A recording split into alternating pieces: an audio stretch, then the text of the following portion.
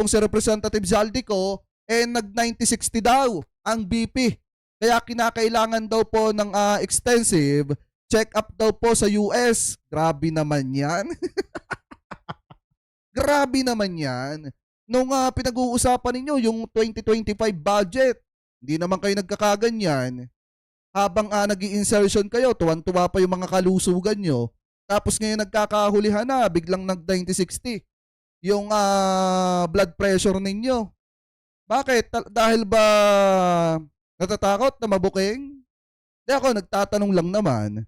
Diba? So ito, basahin po natin itong balita galing po sa Abante, TNT, tunay na tabloidista. Sabi po dito, kinakailangan umano ni Ako Bicol Parteles, Representative Elizaldico, ng extensive check-up matapos na bumagsak ang kanyang blood pressure sa 90-60 habang nasa Estados Unidos. Ito ang sinabi ni Ako Bicol Parteles Representative Alfredo Garbin sa isang panayam sa radyo ngayong Biyernes. Nasa Amerika po siya. Una, naghatid siya ng kanyang anak. Nag-aaral po kasi sa isang universidad doon. At pangalawa, in time na rin sa kanyang extensive check-up po sa Estados Unidos, sabi po nitong si Garben. Sinabi ni Garben na mayroong travel authority ang biyahe ni Ko mula sa Kamara de Representantes. So ngayon kung titingnan nyo mga kababayan, yan po yung dahilan ng kampo ni Elizaldico kung bakit wala po dito sa Pilipinas. Kasi di ba pumutok nga yung issue na gusto siyang ipatawag ni Toby Tiangco. Para nga daw po matanong patungkol po sa 15 billion na insertion daw di umano ni Elizaldico, ni Congressman Elizaldico. Ngayon, di ba pinagtalunan nga sa Kamara yan dahil yung iba mga congressman ayaw pumayag na ipatawag itong si Elizaldico. Hindi natin alam kung bakit ganon yung kanilang pinaggagawa. Kasi ang gustong mangyari dito ng taong bayan, bago kayo magpatawag ng iba, ipatawag nyo muna yung mismo mga nasasangkot. Yan yung pangalan na nasasangkot eh.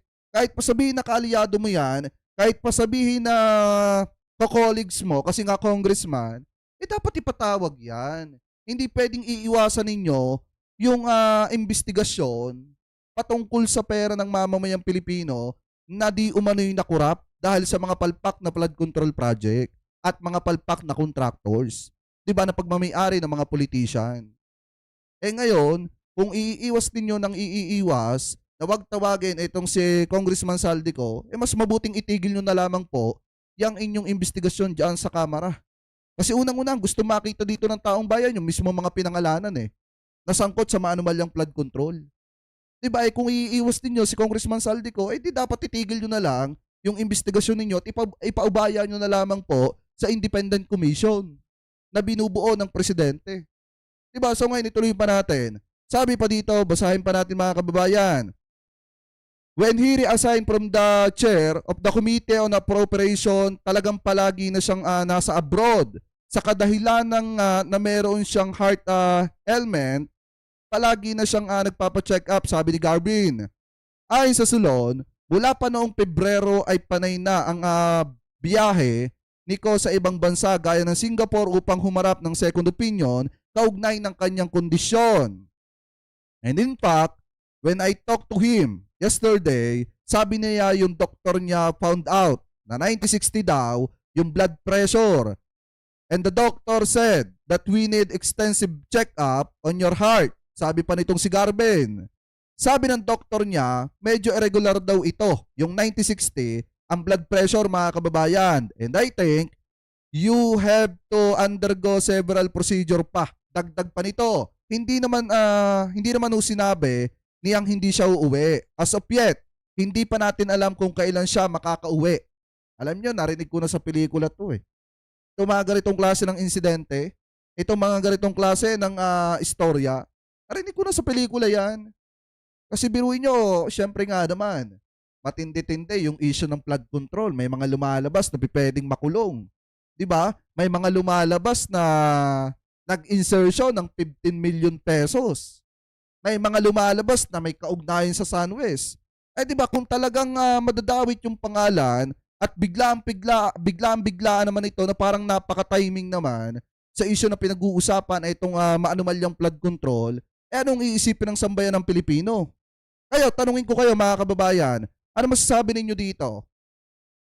Eto ba di umano dahilan na lamang po para maiwasan yung dapat iwasan sa investigasyong ginagawa ng manumalyang flood control.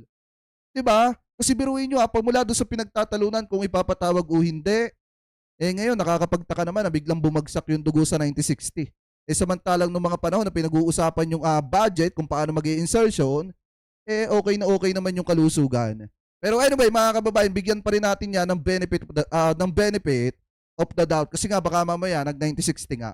Dahil na-shock siguro sa ginagawang investigasyon ng Kamara sa issue po ng maanumalyang flood control. Ano po ngayon, ituloy pa natin yan. Baka sabihin ng iba, fake news tayo at wala namang personal na balita dyan. Binasa lang natin yung article. So eto, i-play natin. Sabi kasi dito sa News 5 Everywhere, Representative Zaldico nasa Amerika umano para sa medical treatment. Medical naman pala Anyway, tuloy natin. Nasa Amerika na raw ngayon si Ako Bicol Party List Representative Zaldico para magpa-check up. Sa gitna yan ng aligasyong siya ang isa sa mga nasa likod ng mga singit sa pondo noong 2025. Nasa frontline ng balitang yan si Marian Enriquez. Nasaan si Ako Bicol Party List Representative Zaldico? Wait lang, bago natin ituloy. Kita nyo naman, gustong ipatawag ni Toby Tiangco itong si Representative Zaldico, mga kababayan, kasi nga daw po dahil do sa insertion na 15 billion pesos. Pakitama na lamang po ako kung ako po ay mali. Ngayon, wala din bang maglalakas ng loob sa Senado na sabihin na dapat ding questionin at ipatawag itong si Senate President Chis Escudero at tanungin patungkol po dun sa 142 billion pesos na insertion? Dito nga sa Kamara may ganyang insidente. Hindi din ba kayang gawin yan sa Senado? Eto, tanong ko, Congressman Senator Rodante Marcoleta, kaya nyo po ba na imbitahan si Senate President Chis Escudero at tanungin kung ano ang nangyari dun sa 142 billion pesos na insertion po niya? Kung yan po ba ay napakinabangan ng sambayan ng Pilipino? O kaya din bang ipatawag ni Senator Dante Marcoleta yung mga nakatanggap ng kaparte ng insertion ni Senate President? Diba, etong ang Kamara inihiling na dapat ipatawag si Zaldico. Di dapat ipatawag din yung mga senator na sangkot dyan sa mga insertion na yan. Mula nang magbukas ang 20th Congress, ni minsan hindi pa siya tumapak sa plenaryo. Mula July 28 hanggang August 27, sunod-sunod ang mga pag-absent niya. Yung iba, walang abiso.